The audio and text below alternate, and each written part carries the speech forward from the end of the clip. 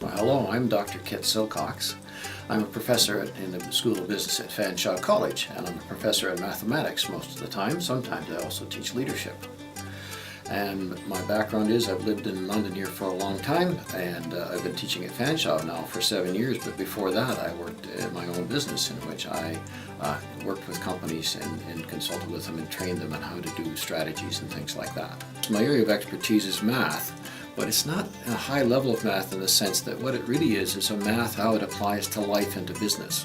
A lot of people think math is so complicated and it really has to be sophisticated like you see in astrophysics or something, but most of math is not that. Most of math is simple math that's applied to how you run your life, and how you make your decisions in life, and how you make your decisions and make your business work more effectively. And that's where I come in. And the other thing that I have an expertise in is helping people learn math. And I try to help them learn math by making it simple. So I work with students to help them think of math in a different way so that it becomes more natural to them and they can learn it and they can apply it to their daily life, and if they're interested, going into business and apply it. I try to explain, for instance, in almost everything in life and most things in business, you have to know how to do 4 things: add, subtract, multiply, and divide. And so really math is a process. Math is a series of steps you take to solve a problem and find a bit of information to help you make a decision. So what I teach are the steps to take. And one of the key things of the steps, as you see in math in school, when you have problems to solve, and in business that you face, it's really translating from English to math. You have an English description of a situation, and you have to translate it into the math situation so that you can take the math and solve it, and use the add, subtract, and multiply, and divide in order to solve your situation. So I try to think of it that way as opposed to something that's super sophisticated and something somehow mystic or something like that. Well, there's some key words that that are typical to me. First thing is I stop and think. First thing in the morning is I sit down and I look at what I'm going to teach that day, and I think about how can I make it clearer to the students. Looking at what I've done in the past, how can I move it forward and make it clearer to them and find a way to, for those students that are struggling with the idea, to maybe light a match under them to say, oh yeah, now I understand it. The second thing I do is, of course, I explain things. In class, I'm explaining this idea, and I explain the situation in business because I'm teaching business math, and sometimes in life for that matter. And I say, here's how the situation moves into mathematics and how you apply the mathematics steps and processes to give yourself information to make a decision in your business and things like that. The other thing I do typically every day is help students. Students come to me for help because they're struggling with something. They sit down with me and they show me the problems that they've tried from the text or from our online lessons and things. And I ask them questions to get them thinking in a different way so that the light goes on, that they say, oh, I didn't think of it that way. By thinking of it that way, it suddenly becomes clearer. And the other thing I do that applies to this kind of new is that I've been working and leading a team at Fanshawe to create an online game called GrowYourBusinessGame.com. And Grow Your Business Game is a game that's designed to help students learn math, particularly business math. So they go in and they open a business, and every once in a while they stop and the game says, would you like to put even more money in your business? Solve this math challenge. And by solving the math challenge, of course, it encourages them to play the game. And it takes advantage of the fact that these days, lots of young people play games. What happens is they learn how to be successful in the game.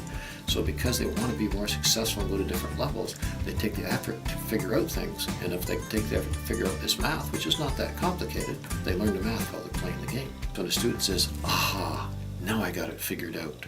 I have this thing in math I couldn't figure it out, and suddenly by talking with it or seeing it in class or practicing it, the light goes on and they can now do that where they couldn't do it before.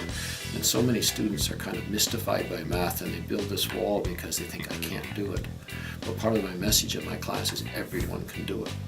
It's just understanding the steps and things. And when they have that aha moment, and every once in a while I see that, that's what makes me and any teacher happy. That's really what we're there for, is to get that aha moment going.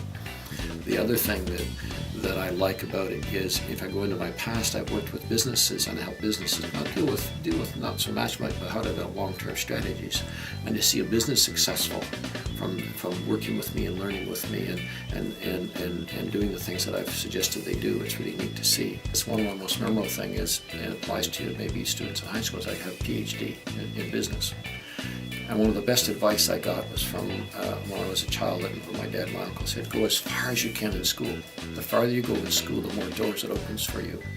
And so I kept going and going and going, and finally got a PhD in business. And that has opened up lots of doors and given me lots of flexibility to do things that I didn't have before.